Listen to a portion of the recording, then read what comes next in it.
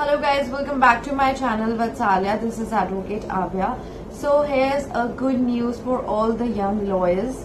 So recently there's the celebration of Supreme Court of India's 75th anniversary together with Permanent Court of Arbitration 125th anniversary celebrated.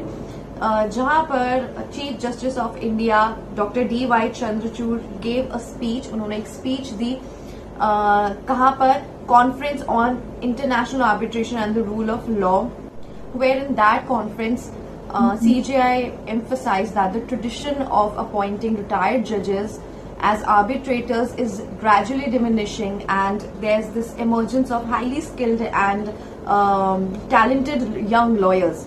जहाँ पे उन्होंने ये कहा कि young lawyers को opportunity दी जाए कि वो एज एन आर्बिट्रेटर काम करे, क्योंकि वैसे देखा जाए तो रिटायर्ड जजेस को एज आर्बिट्रेटर अपॉइंट किया जाता है, बट सीजीआई ने इस ट्रेडिशन को थोड़ा सा डिफरेंट अप्रोच देते हुए ये कहा कि वैसे तो ट्रेडिशनली और अगर हम डीप रूटेड वे में जाएं तो वहां पर हम रिटायर्ड जजेस को ही एज आर्बिट्रेटर अपॉइंट करते हैं, पर अगर हम young lawyers and women lawyers को अपॉर्चुनिटी दे तो काफी ज्यादा एफिशिएंटली और काफी ज्यादा स्किल और टैलेंटेड तरीके से आर्बिट्रेशन का जो प्रोसेस है वो हो पाएगा. क्योंकि there was this court presided over by CJI जहां पर आउट ऑफ 45 23 वो प्रैक्टिसिंग लॉयर्स, 23 लॉयर्स जो थे वो प्रैक्टिसिंग लॉयर्स थे, यंग लॉयर्स थे. तब उन्होंने उनकी परफॉर्मेंस देखी, उनकी एफिशिएंसी देखी एंड देन ही डिसाइडेड कि वो एक ट्रेडिशनल वे में ना जाकर एक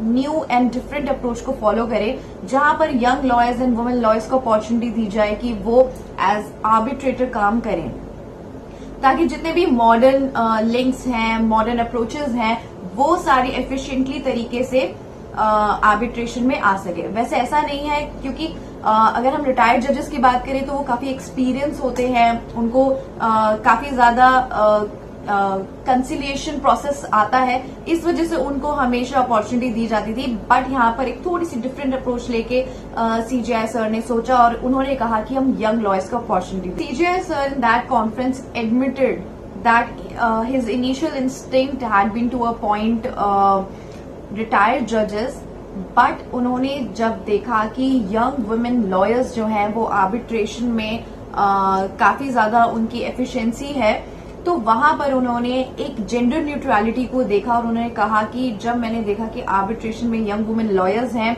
तो वहां पर हम एक जेंडर न्यूट्रलिटी को देखते हैं. और उन्होंने स्पेशल मेंशन किया कि यंग वुमेन लॉयर्स जो हैं वो एक स्टीरियोटाइप जेंडर इम्बैलेंस को ब्रेक कर रही हैं, और वहां पर उन्होंने कहा कि उनको अपॉर्चुनिटी दी जाए कि वो एज आर्बिट्रेटर अपनी एफिशिएंसी और स्किल और टैलेंट के साथ काम करें.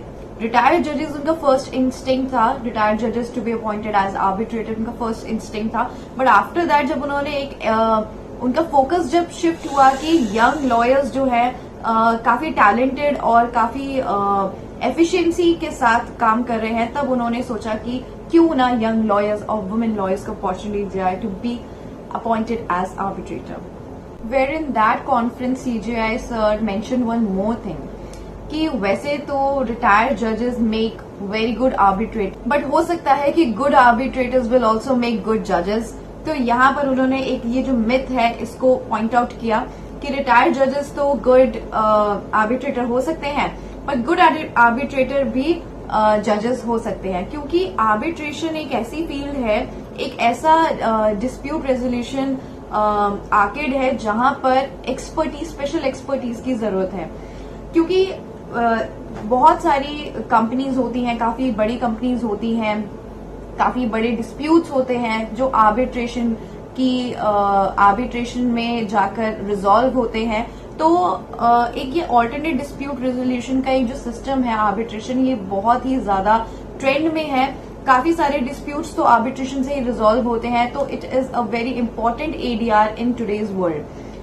तो यहाँ पर young lawyers and women lawyers को अपॉर्चुनिटी दी जाए, इससे बेहतर गुड न्यूज क्या होगी. So guys, thank you so much for watching this video. Please do share this video and subscribe to my channel Vatsalya. Thank you.